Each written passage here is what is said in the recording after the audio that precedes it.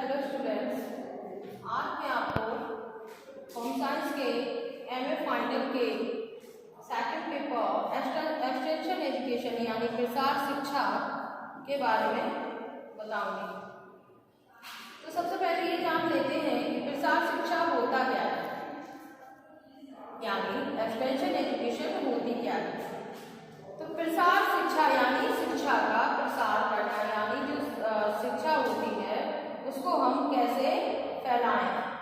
देखिए ये कौन सी शिक्षा है, ये एक तरीके से अनौपचारिक शिक्षा होती है, यानी ये जरूरी नहीं होती है, यह आवश्यक नहीं होती है, इसे किसी भी शिक्षण संस्थान में नहीं दिया जाता है, बल्कि ये जो लोग होते हैं, जो गांव के रहने वाले लोग होते हैं, उनके जीवन स्तर को ऊंचा उठाने के लिए दी जाती है।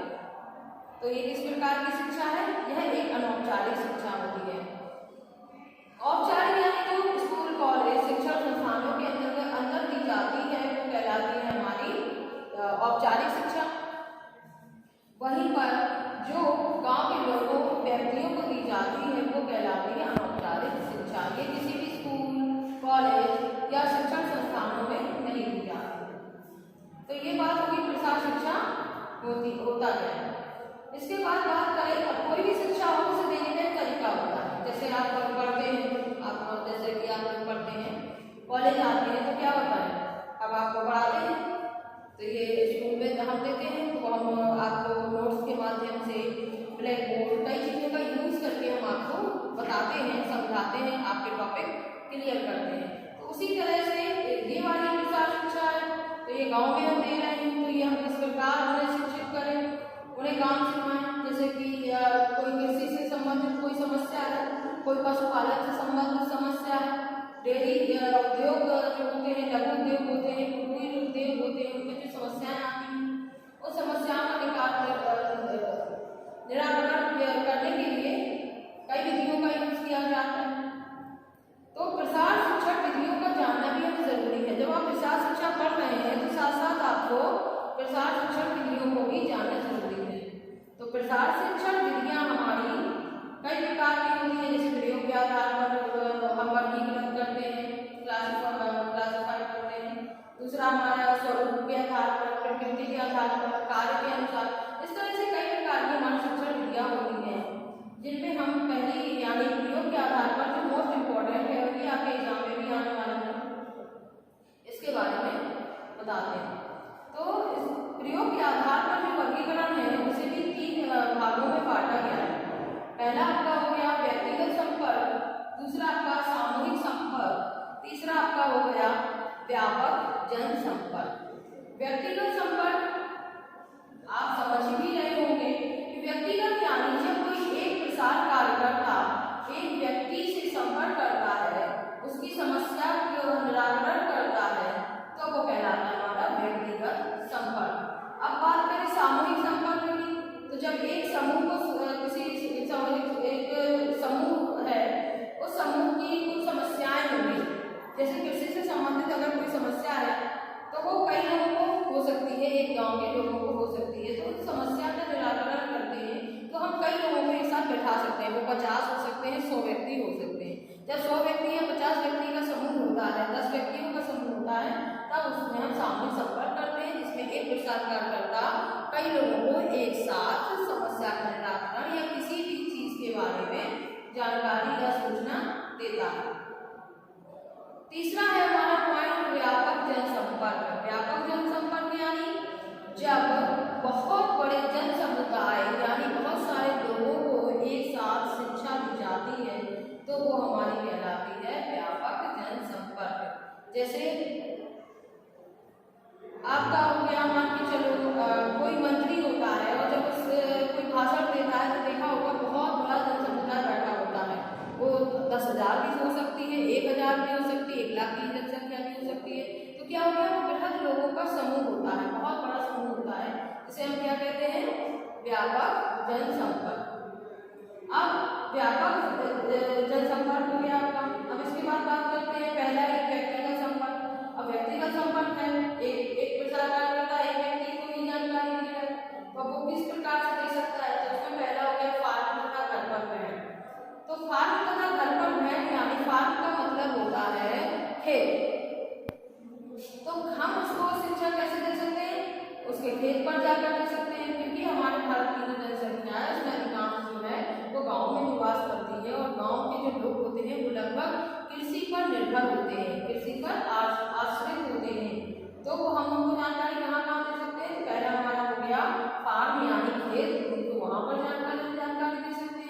या उनको घर पर मिलकर भी जानकारी दे सकते हैं। दूसरा हो गया कार्यालय में मिलना।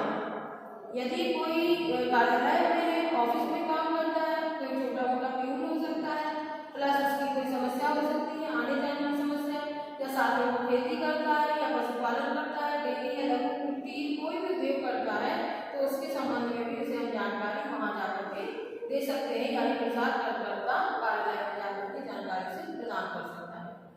तीसरा है हमारा टेलीफोन वार्ता। टेलीफोन वार्ता यानी टेलीफोन पर बात करना।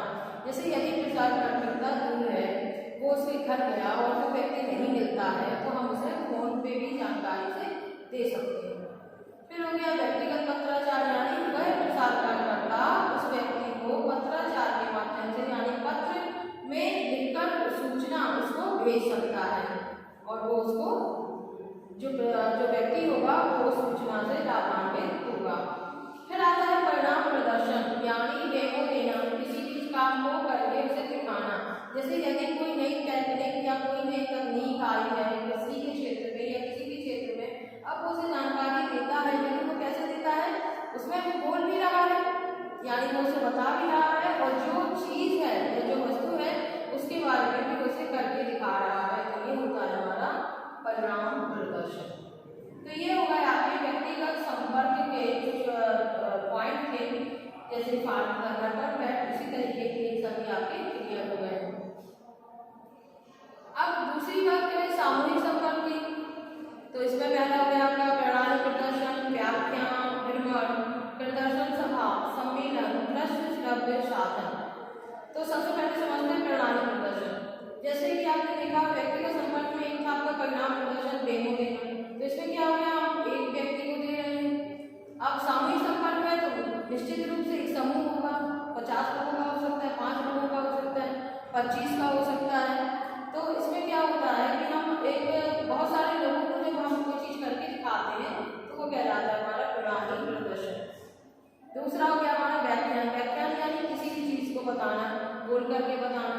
तो हम बोल करके अब उनकी समस्या जो है उसको कार्यकर्ता क्या करता है, पहले प्रसारकर्ता उस गांव के लोगों को देखता है, उनकी समस्याओं को समझता है कि आखिर इस गांव में ऐसी कौन सी कृषि से संबंधित या कोई भी क्षेत्र से संबंधित समस्या है तो उसको दूर कैसे करें। तो पहले उसकी खोज करता है, सैंपल आप जानते हैं, सैंपल लेता है। सैंपल का अर्थ होता है प्रतिदर्श, यानी किसी भी एक सैंपल ले लेना। जैसे गांव में 10,000 लोग रह रहे हैं, तो उसमें से हम कितने 50 लोगों का सैंपल ले लेंगे।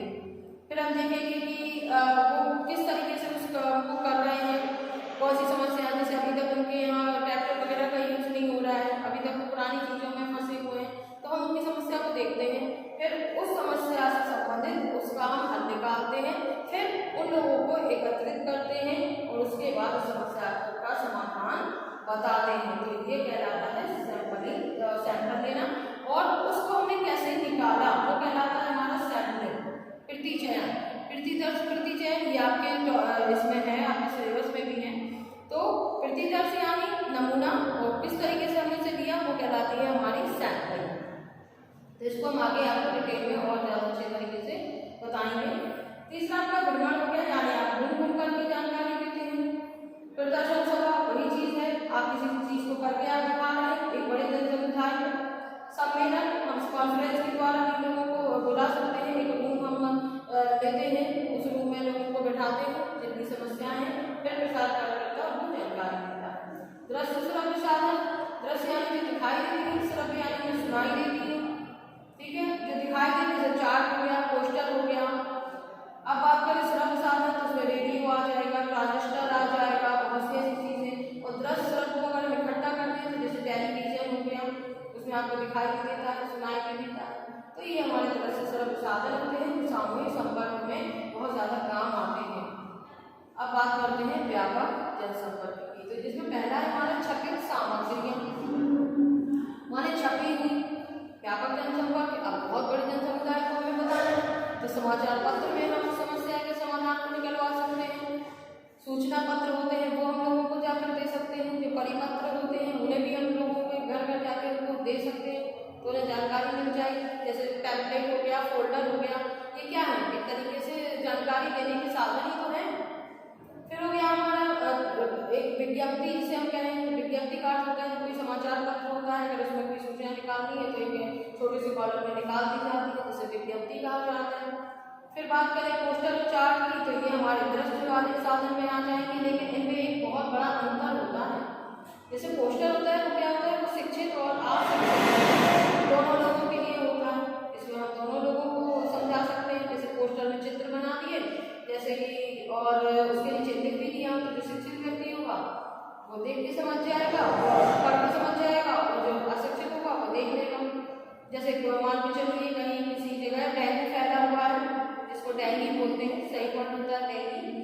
तो अगर किसी गांव में डेंगू फैला हुआ है तो क्या करेंगे, हम वहाँ पे एक व्यक्ति को बैठा देंगे जिसको मच्छर काट रहा है। दूसरे में हमने बना दिया वो बीमार हो गया।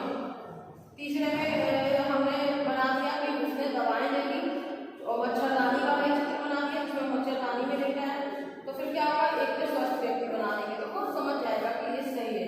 चार्ट में ज्यादातर हम लिखते ज्यादा है, चित्र बनाते कम है, और वो शिक्षित व्यक्तियों के लिए ही होता है। नेक्स्ट बात करें प्रदर्शित सामग्री, तो होता है डेमो देना। दृश्य श्रव्य साधन में आपको इसमें बताई चुकी हूँ, जो दिखाई देते हैं जो सुनाई देते हैं, जो दिखाई सुनाई देते हैं वो टेलीविजन होता है। तो आज आप समझ गए कि